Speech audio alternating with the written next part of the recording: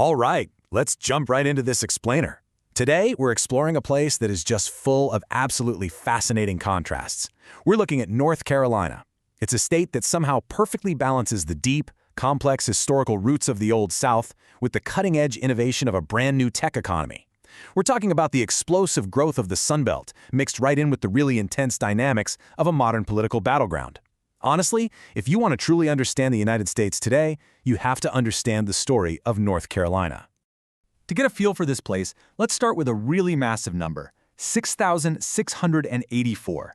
That is the staggering height in feet of North Carolina's Mount Mitchell, located out in the Black Mountains. And it's not just a big hill, folks. It is literally the highest peak in North America east of the Mississippi River. It's this incredible testament to the rugged, towering geography that completely dominates the state's western border. But wait, contrast that sky-high peak with this number, over 1,000. That's the estimated number of shipwrecks lying just off Cape Hatteras in some seriously treacherous coastal waters. They don't call it the graveyard of the Atlantic for nothing. This stark contrast, from the absolute highest peaks in the east to a perilous, sunken coastline, perfectly illustrates the geographic extremes we're about to dive into. So here is our roadmap for the explainer. We are going to cover 1. Geography, 2.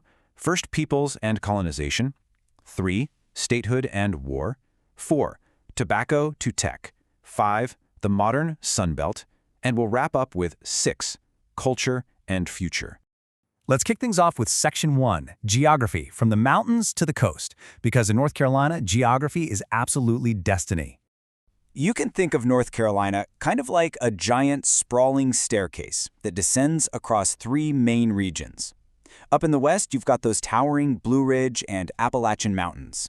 As you move eastward, you step down into the gently rolling Piedmont region. Now, this transition is marked by something called the Atlantic Seaboard Fall Line.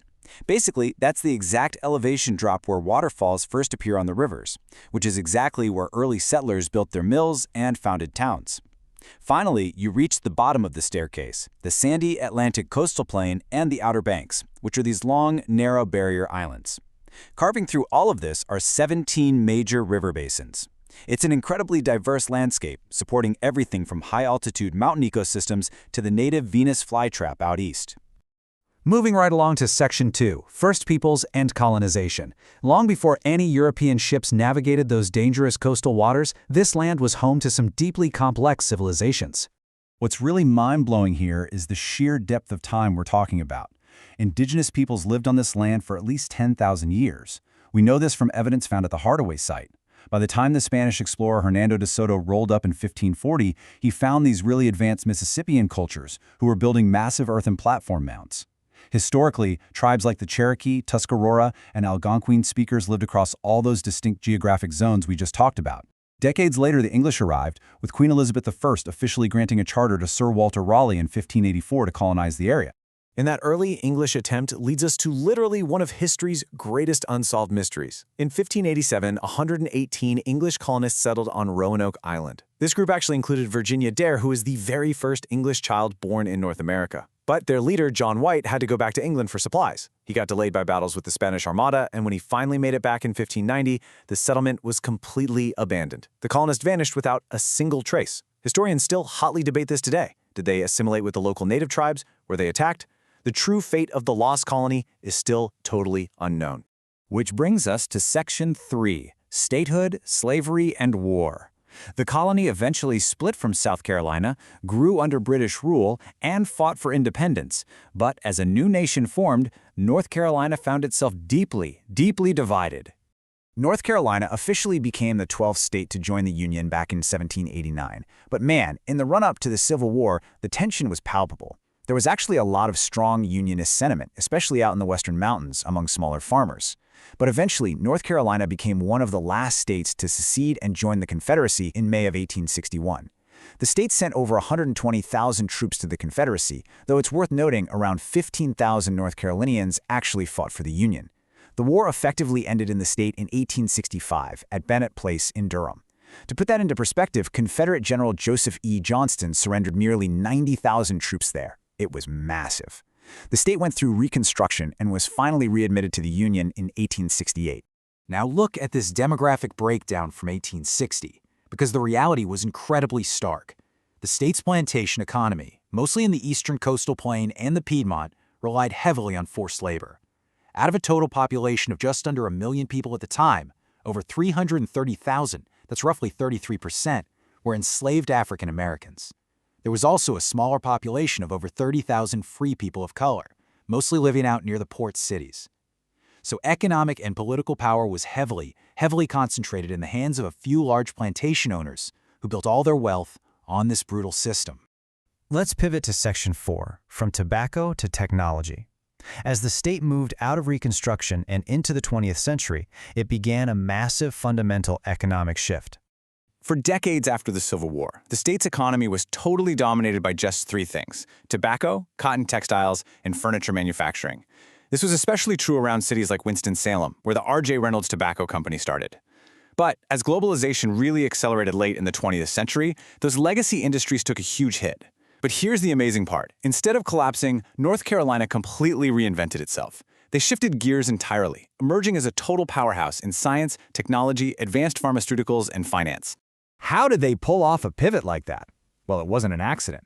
In the 1950s, visionary leaders like Governor Luther H. Hodges looked at the elite local universities right in their backyard: Duke, UNC Chapel Hill, and NC State.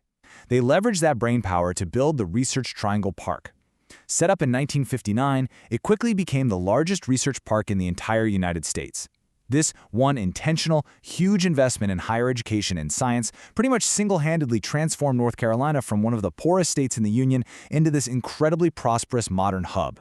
And that perfectly sets up Section 5, the modern Sun Belt. Because this technological awakening, it directly fueled the absolute explosion in population and corporate growth we see there today.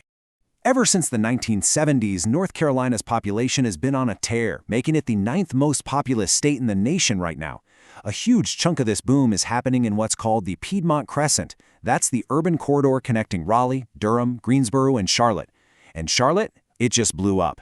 It rapidly expanded to become the second largest banking center in the whole country, right behind New York City. It's the headquarters for massive financial giants like Bank of America. Honestly, if you've ever swiped a card or used a major financial service, there is a very good chance that transaction was routed right through North Carolina. Now, alongside this economic explosion, the state's politics shifted in a major way. For nearly a century post-Reconstruction, North Carolina was a one-party state, totally dominated by Democrats. But as national dynamics changed and the civil rights movement took hold in the late 1960s, conservative white voters began shifting over to the Republican Party. You pair that historical realignment with the massive influx of brand new, diverse residents moving in for the tech and banking jobs, well, that's exactly what established North Carolina as the premier, highly contested political battleground we see on the news today. But here's the catch, and it's a big one. This incredible growth has created a very stark, very modern dilemma, because the wealth is not evenly distributed. Outlets like CNBC frequently rank North Carolina as the top state for business, sure. The urban Piedmont Crescent is just booming. Unemployment is low, wages are up. But you look at the rural counties, the places that used to be the backbone of the tobacco and textile economy, and they are really struggling with job losses and rising poverty. Astonishingly, about half of North Carolina's 100 counties have actually lost population since 2010. It's literally a tale of 2 entirely different economies operating inside the exact same state lines. Which leads us to our final part, Section 6, Culture and the Future. How on earth does a state balance this ancient heritage, a painful history, and a high-tech future? Let's look at the culture. I absolutely love this quote. Back during the Revolutionary War, the local patriots were engaging in such fierce guerrilla warfare against the Loyalists that British General Cornwallis famously complained that the Charlotte area was a hornet's nest of rebellion. And you know what? That fierce, independent local spirit totally survived. In fact, it's the exact reason Charlotte's NBA team is proudly called the Hornets today. How cool is that? From the Wright brothers achieving the world's very first controlled, powered flight on the breezy dunes of Kitty Hawk in 1903, to the deep cultural roots of Scots, Irish, and German immigrants up in the mountains, all the way to the elite modern classrooms of its world-class universities, North Carolina is just this constant collision of history and innovation. They proudly stamp first in flight on their license plates, all while building one of the most diverse, fast-growing tech hubs of the 21st century. So what is the big takeaway here? As North Carolina firmly cements its status as America's top state for business, we're left with a really critical question. Can they figure out how to build a bridge between those booming high-tech cities of the Piedmont and the historic, struggling rural heartlands? Because honestly, whether North Carolina can unite those two very different realities won't just define its own future, it might just be the blueprint for the future of the entire United States.